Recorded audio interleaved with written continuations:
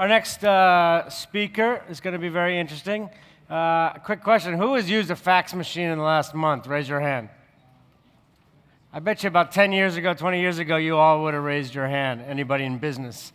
Mark is going to talk about this. Our next speaker is Mark Skapinker, has been an entrepreneur and a seed investor in the Canadian software industry since 1980.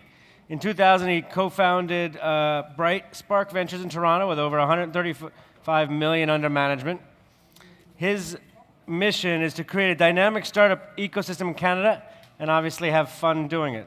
Come on up, Mark. Thank you. Mark's title of his presentation is "So This One Time I Built a Fax Machine," hence my reference earlier. Take it away, Mark. Thank you. Shh. Can you guys talk in the back? It's a little tough speaking after Dan Bricklin, because when Dan speaks about the early days, those were the real early days. But what I wanted to do was tell you a little bit about the early days here in Canada in the software industry, because we have had quite a lot of successes that have gone before the current time in terms of many software companies that have got started. I don't know how many of you remember or how many of you were around at the time, but there were a number of big computer companies that were founded in Canada in the early 80s.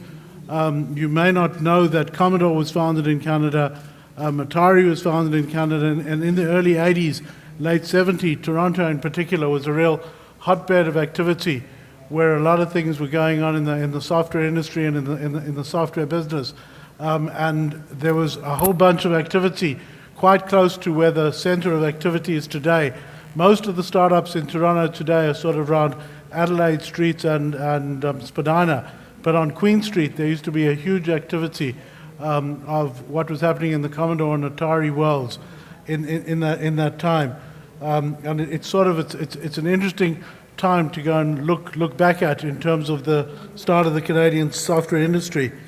Sometimes we tend to think that this industry is brand new, and it's true. Much of what we do today is new and different and quite alternative to what we used to do in the old days. But probably the biggest difference today is the sheer size of things. If you watched Dan Bricklin's presentation earlier, you sort of started seeing the size of numbers. So you did really well if you sold 20,000 copies of a piece of software or 30,000 copies of a piece of software. But when we looked back, when we got started back in 1987. So sort of take yourself back to 1987. The industry resolved around this thing called a personal computer and this big box, which was this PC, which was very much of an island that didn't speak to each other. Business ran in a very much an analog world, and if you wanted to communicate with anybody, chances are you used a telephone. Chances are you had a receptionist who gave you a little piece of paper that said while you were out, and you had a whole pile of those. And companies like Nortel started doing well simply because they had a voice mailbox that could give you a phone mailbox. We turned around and we kept saying, what can we do in the Canadian software industry that could make a difference? What could we do that could create a massive software company? And we were determined to create a company within the Canadian environment that would make a difference. And frankly, we drove a lot of people very crazy, walking around asking them, what would you prefer to do with your computer that you're not using your computer for? What would you really like to do that you aren't doing? And we came upon this revelation, which seems pretty obvious now, which is communication. Like, why don't you use your computer to communicate with other people? Why are you just using it for spreadsheets and databases and word processors? Why aren't you getting in touch with anybody else? And if you looked at how business ran at that time, everything was built around either mailing a letter, sending an internal memo, or sending a fax. And if you sent a fax, you sort of printed out a piece of paper, walked to a fax machine, put a piece of paper in the fax machine, and sent that fax to somebody else who was living far away. And we decided, why don't we create a way of computerizing fax? Why don't we create a way of taking fax and putting it on a computer, which nobody was really thinking about. And it was really one of those moments in the technology industry when we found that just like today, a lot of people talk about a lot of different sexy products and a lot of interesting products, and often those most interesting products make the least amount of money. And we decided, well, what is out there that can become the most interesting from a business perspective? And we came up with this software product called WinFax. We launched it in 1988, 89 at Comdex because computer shows were sort of the only place you could launch a product in those days. We went to Comdex. We had this little Toronto-based company with a 20 by 20 foot booth, and we started talking to people about this concept of sending a fax using your computer and actually creating the fax within your computer and sending it from within a word process or receiving it directly on your computer. And magically, by the end of Comdex 1988, we were walking around and everybody at Comdex was talking about this product. Everybody was walking around saying, there's this really interesting product called WinFax sitting out there. And between the years of 1988 and the years of 1994, we shipped about 40 million copies of WinFax and grew this little company into about 800 or 900 people in the company, which in those days, considering that there was probably only about 70 or 80 million computers worldwide, turned into a hit that almost anybody who had a computer at the time remembers WinFax from that time. We did this based on a few principles. We did this based on knowing that, from our perspective, nothing was more important to a computer software company than products that worked.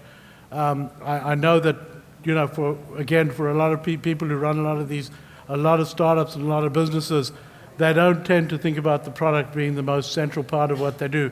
But certainly it was the center of everything that we did. And we started shipping this product to try to get it as worldwide as possible. We created the first ever free software.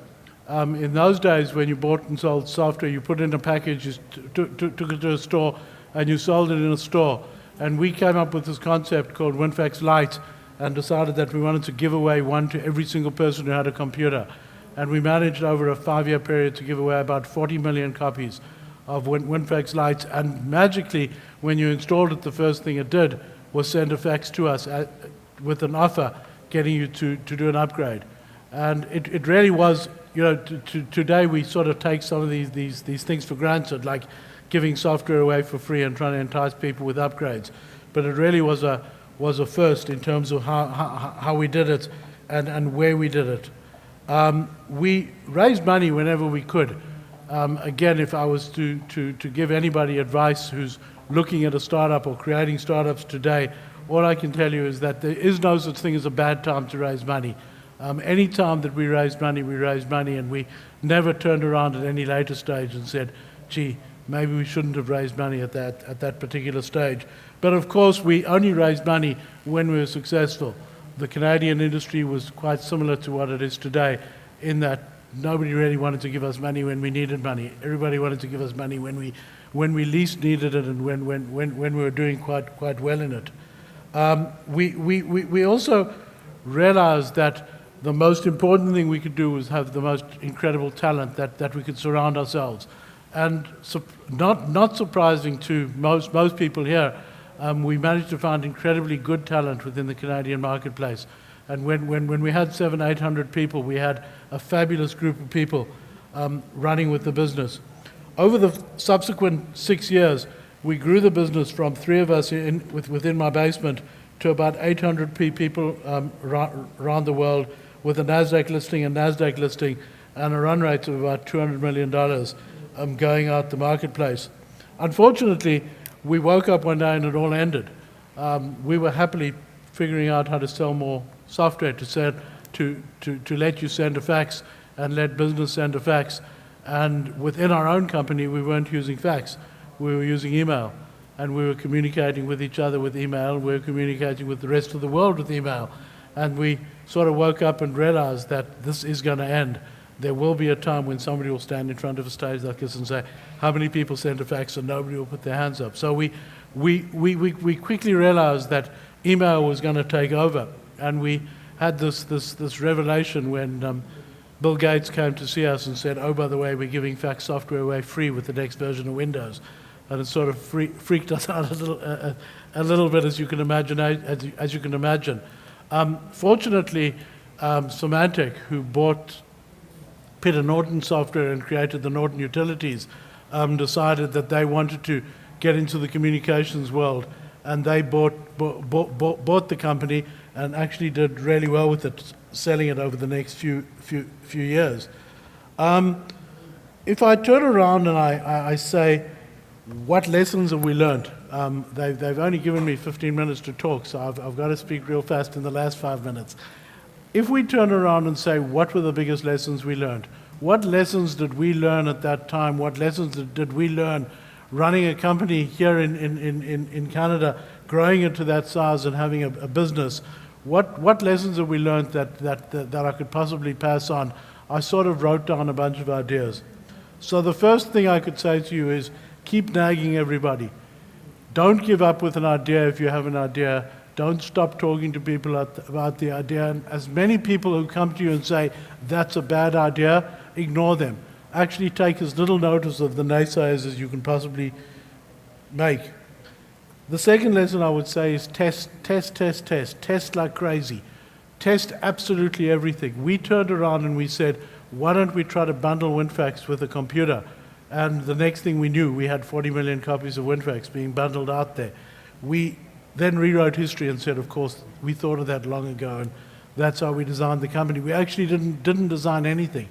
We just kept trying different things, and as soon as anything stuck, we scaled up in it. We learned what channel we had. Understand your channel, understand who is selling your customer, who's selling your product for you, who is selling to your marketplace. We were really successful because what we did is that we begged, borrowed, and stole every kind of fax modem we could get our hands on until we knew that if you had a copy of WinFax, it would work with every single fax modem in any computer that was out there. It was incredibly expensive. We had a room with about 300-400 different modems sitting in it with people testing in it. But we understood that at retail, if you walked into a retail store and said, I need software to send a fax, the person at retail would sell you WinFax long before they'd sell you anything else, simply because we made that effort of understanding exactly what the highest need of our channel was. Don't assume anything will last very long. In this business, everything changes every 2 years. Whatever we were talking about 2 years ago changes, sort of. You know, nowadays we call it the cloud, but a few years ago we called it something else. But we do tend to change what we talk about and how we talk about things. So don't assume anything's going to last forever, because most things in this industry last very short time. On the other hand, don't assume that change happens like a light switch. You know, it wasn't sort of one day email arrived and fax went away. The reality is it took many years for this change to take place, and there's a long time for you to pivot and make the changes that you need to make. More lessons. Having great partners you can rely on makes all the difference. We had a team that was the same group of people that started the business, that grew the business all the way through its success, that exited the business, and it was largely because we knew each other, we understood each other, and we had a team of people that we respected and worked with that made all the difference. And frankly, as an investor now on the Brightspark side, that's all that we focus on, is that team, and that team that can execute and can rely on each other. And lastly, selling out is sometimes a great strategy. When we sold the company, a lot of people said to us, why are you doing this? Why are you selling the company? And we absolutely knew that the writing was on the wall. We sold the company at a market value of about $550 million in 1995, which, you know, in today's dollars is probably another zero at the end of it. But the reality was that we knew that would be the maximum that the company was ever at, and it was a little tough, sort of firing 300-400 people one day and having to move it on. But the flip side was that out of that company, we created hundreds of small startups, and many of the VCs that are in business today, many of the incubators that are around, and many of the technology companies that are around, certainly in the Toronto area, were spin-offs out of what we had. We have a lot of companies that we can continue to work with that works with these other people. I'll leave a couple of minutes for any questions if there are any, but all I can say is that if you stick to your ideas, you're willing to fail a few times. Don't be scared of failing. Failing is actually a pretty good lesson to know what to do well the next time. There is massive opportunity and nothing has really changed. And if anybody tells you that we haven't had a lot of successes in the Canadian marketplace, you can remind them that over the years we've actually had a lot of very successful companies. So I'd be happy to answer any questions if anybody has any.